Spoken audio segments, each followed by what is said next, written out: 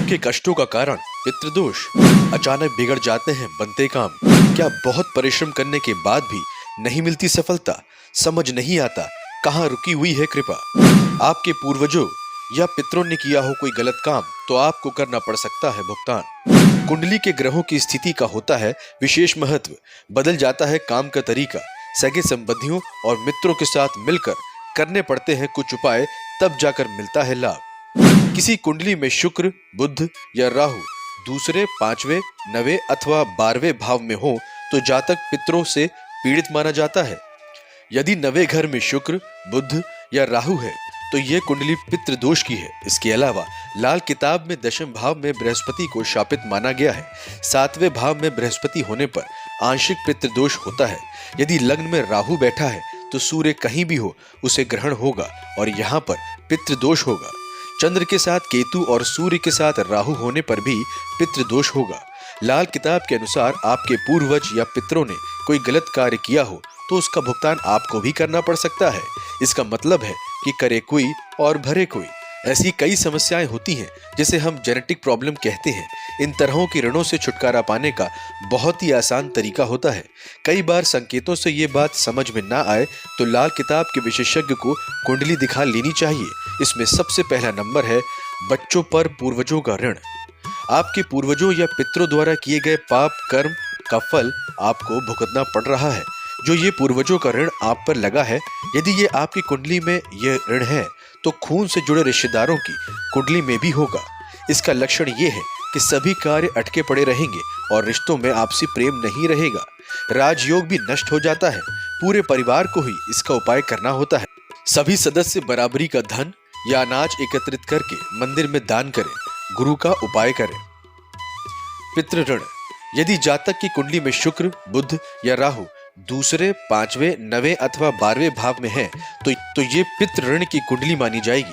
पूर्व में पूर्वजों ने पुजारी बदला होगा या किसी मंदिर अथवा पवित्र स्थान पर तोड़फोड़ की होगी। ये भी हो सकता है कि पीपल का पेड़ काटा होगा। ऐसे में यह ऋण आप पर लगा है। परिवार के सभी सदस्यों से सिक्के के रूप में पैसे इकट्ठा करें और गुरुवार के दिन पूरे पैसे मंदिर में दान कर दें और पीपल के पेड़ को समय समय पर जल अर्पित करते रहें। स्वयं का ऋण। कुंडली में शुक्र, शनि, राहु या केतु 5वें भाव में स्थित हो तो जातक स्वयं के ऋण से पीड़ित माना जाता है। इसका कारण ये रहा होगा कि आपके पितरों ने कुल की परंपरा और रीति रिवाज को मानने से इनकार कर दिया होगा। इसका लक्षण ये है कि यदि आपके घर के नीचे या आसपास भट्टी जल रही है या छत से सूर्य का प्रकाश आने के लिए कई सारे छेद हो रहे हैं, आप नास्तिक विचारधारा से जुड़ गए होंगे। सभी सगे संबंधियों से सहयोग के बराबर बराबर पैसे इकट्ठा करके यज्ञ कराना चाहिए। मातृ ऋण। यदि कुंडली में केतु 4थे भाव में है तो ये मातृ ऋण की कुंडली मानी जाएगी। कारण ये माना जाता है कि आपके पूर्वजों ने किसी माँ को उपेक्षित किया होगा या उसे सताया होगा। ये भी माना जाता है कि बच्चों के जन्म के बाद उनकी माँ को उससे दूर रखा गया होगा। इसका संकेत ये है कि आसपास के कुएं में आप कचरा डाल रहे होंगे या नाला बन गई नदी में आप कचरा फेंक रहे होंगे। आप बदबू वाले क्षेत्र में रहते होंगे। इससे निजात पाने के लिए आप अपने सभी सगे संबंधियों से बराबर बराबर मात्रा में चांदी या चावल लेकर किसी नदी में बहा दें। स्त्री ऋण। कुंडली में जब सूरज, चांद या राहु दूसरे अथवा 7वें भाव में हो तो जातक स्त्री ऋण से ग्रसित माना जाता है। इसका कारण है कि आपके पूर्वजों या बड़े बुजुर्गों ने किसी लालच के कारण किसी गर्भवती महिला को मारा होगा या सताया होगा। इसका संकेत ये है कि घर में आपने ऐसे जानवर पाल रखे होंगे जो उस भूमि में नहीं रहते हों। इसके लिए आप सभी सगे संबंधियों से बराबर बराबर मात्रा में पैसे लेकर उसे गाय को चारा खिलाएं। संबंधी का ऋण।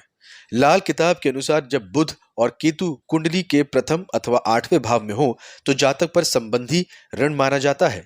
इसका कारण यह हो सकता है कि आपके पूर्वजों ने किसी की फसल या घर में आग लगाई हो, किसी को जहर दिया हो अथवा किसी की भैंस को मार डाला हो। इसका संकेत यह है कि घर के बच्चों के जन्मदिन पर, त्योहारों पर या अन्य महत्वपूर्ण पारिवारिक कार्यक्रमों पर घर में परिवार से दूर रहना पड़ता है और रिश्तेदारों से भी कभी नहीं मिलना होता।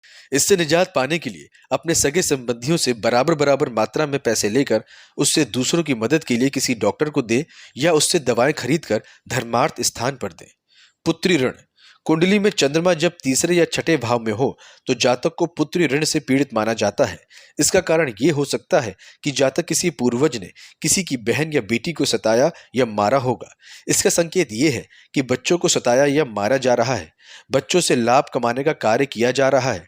इससे मुक्ति के लिए सभी सगे संबंधियों से पीले रंग की कौड़ियां खरीद कर उसे एक जगह इकट्ठी कर ले और जलाकर राख कर दे और उस राख को उसी दिन नदी में बहा दे।